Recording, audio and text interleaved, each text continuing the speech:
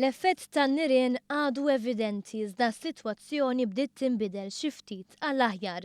Għar-residenti ta' blokka ta' appartamenti f'Ħaltarxien li ġimgħa ilu nħakmet minn nirien bdiet tfetx it-tama li kollox imur lura għan-normal. Dan grazzi għal ġenerożità ta' ħafna persuni iżda fuq kollox ta' ħaddiema mill-Ministeri tal-Infrastruttura u dak tal-Politika Soċjali li daħlu bruħhom u ġisimhom bil-għan li jeliminaw l-effetti tan-nirien. Nirien li jagħmlu l-iktar sara fil-post fejn Daniela Degwara tgħix ma' wlieda. Jien stess laqasna qed nibqa' bla kliem għax qed nidħol hawnhekk u nara dis-sura ma nafx qed nimmuta. X'in niftakar li speċi salvajt ruħi u salvajt it-tfal ma nafx x'inhet nara l-post hekk qed jiddispjaċini ħafna. Joseph Camilleri, uffiċjal mill-Awtorità ta' Djar, spjega ma' One News li mill-mument li ħarġet l-aħbar ta' kif dan l-appartament ħannar, l-awtoritajiet bdew jaraw kif jistgħu jgħinu b'mod immedjat.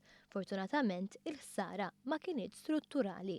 U l-għada ġejna, ġew żewġ periti min-naħa tal-awtorità u ispezzjonaw il-post kollu, il-blokka kollha tal-ċismu. Bdejna minn hawnhekk minn flat number 5.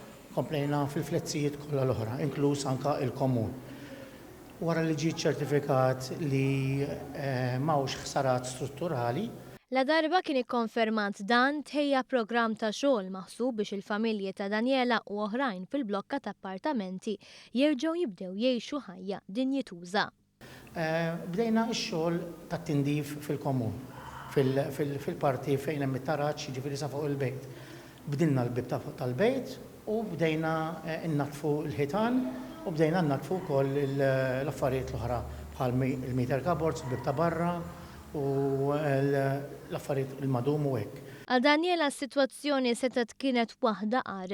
B'xorti tajba jew lieda ma sofrewx sara f'saħħithom u l-familja ngħatat ukoll għajnuna kbira.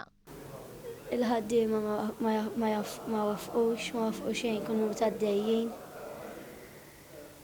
Nixtieq nirringrazzjahom ukoll, nixtieq nirringrazzja l kulħadd il-kull min qed jgħinni għax l-għajnuna kienet kbira tal-poplu Malti waw ċi kulħadd irid jgħin. Vera ta' filli ma kelli xejn u filli kulħadd ġej minn ġej bil-ħwejjeġ, minn ġej affarijiet għall-bejbi. Kulħadd qed jagħti semu.